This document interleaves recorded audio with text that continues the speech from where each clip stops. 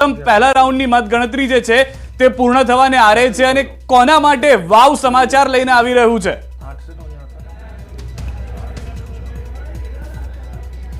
વાવ વિધાનસભા બેઠકની જે પેટા ચૂંટણી યોજાઈ હતી ને તેની મતગણતરીની શરૂઆત થઈ ચૂકી છે। પ્રથમ રાઉન્ડ જે છે તે પૂર્ણ થઈ ચૂકી છે અને પ્રથમ રાઉન્ડના અંતે કોંગ્રેસ જે છે તે આગળ છે। આ તળાવ જે જિલ્લા પંચાયતની બેઠક છે ને તેમાં આ મતગણતરીની શરૂઆત થઈ છે। કુલ 23 રાઉન્ડો પૈકી આ 3 રાઉન્ડ જે છે તે તળાવ જિલ્લા પંચાયતની જે બેઠક છે તેમાં આવે છે ને તેમાં આમ તો જોવા જઈએ તો આ બેઠક જે છે તે કોંગ્રેસનો ગઢ રહ્યો છે ને તેમાં કોંગ્રેસ જે છે તે આગળ જોવા મળી રહ્યું છે, પરંતુ તે પણ નજીવી રીતે આગળ જોવા મળી રહ્યું છે, એટલે કે 251 જેટલા મતથી કોંગ્રેસ આગળ હોય તે પ્રકારના બાબતો જે છે તે સામે આવી છે। આ સીધા દ્રશ્યો તમે જોઈ રહ્યા છો કે ગવર્મેન્ટ એન્જિનિયરિંગ કોલેજ જે છે તેના કે જ્યાં આ મતગણતરીની શરૂઆત જે છે તે થઈ ચૂકી છે। પ્રથમ રાઉન્ડ પૂર્ણ થઈ ચૂક્યો છે, અત્યારે હાલ બીજા રાઉન્ડની મતગણતરી જે છે તે અત્યારે હાલ ચાલી રહી છે, એટલે કે બીજા રાઉન્ડમાં હવે કોણ આગળ અને કોણ પાછળ રહે છે તે ઉપર સૌ કોઈની નજર મંડરાય છે। મારી સાથે સહયોગી કિશોર જોડાય છે, કિશોરની સાથે વાત કરીશું। કિશોર,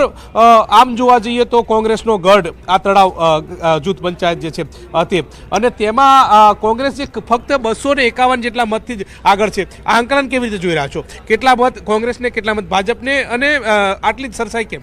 ચોક્કસથી ગૌતમ, આપણે જણાવી દઉં કે ન્યૂઝ 18 દ્વારા પહેલેથી જ અનુમાન લગાડવામાં આવ્યું હતું કે જ્યારે જે પહેલો રાઉન્ડ શરૂ થશે એમાં પાતળી સરસાઈથી કોંગ્રેસ આગળ રહેશે। કોંગ્રેસને પહેલા રાઉન્ડની અંદર 4190 મત મળ્યા છે, જ્યારે ભાજપને 3939 મત મળ્યા છે, જ્યારે અપક્ષના માવજીભાઈને 2119 મત મળ્યા છે। આમ 251 જેટલા મતોથી પહેલા રાઉન્ડની અંદર કોંગ્રેસ આગળ ચાલી રહ્યું છે। ન્યૂઝ 18 દ્વારા ગઈકાલે જ અનુમાન લગાડવામાં આવ્યું હતું કે પહેલા રાઉન્ડમાં જે કોંગ્રેસ આગળ રહેશે, કારણ કે પહેલા રાઉન્ડની જે ઈવીએમ ખુલ્યા છે તે તળાવ જિલ્લા પંચાયતના ઈવીએમ ખુલ્યા છે, અને તળાવ જિલ્લા પંચાયતની અંદર જે કોંગ્રેસનો ગઢ કહેવાય છે, આ ગઢની અંદર જે ગાબડું છે તે માવજીભાઈ પાડી ગયા છે।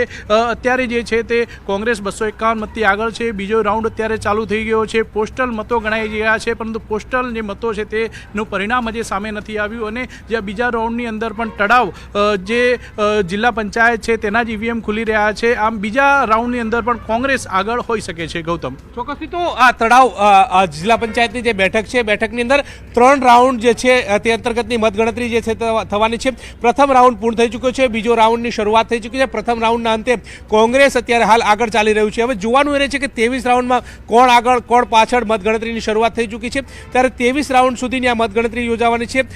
એ જ અંતર્ગત પોસ્ટલ બેલેટની મતગણતરી થઈ ચૂકી છે, પરંતુ છેલ્લે તેની જાહેરાત જે છે તે કરવામાં આવશે તે પ્રકારની વાત સામે આવી છે। 130 જેટલા પોસ્ટલ કુલ મતદાન જે છે તે થયું છે, ને તેમાંથી કોને કેટલા મત મળે છે તે પણ જોવાનું રહેશે। જી ગૌતમ, આપ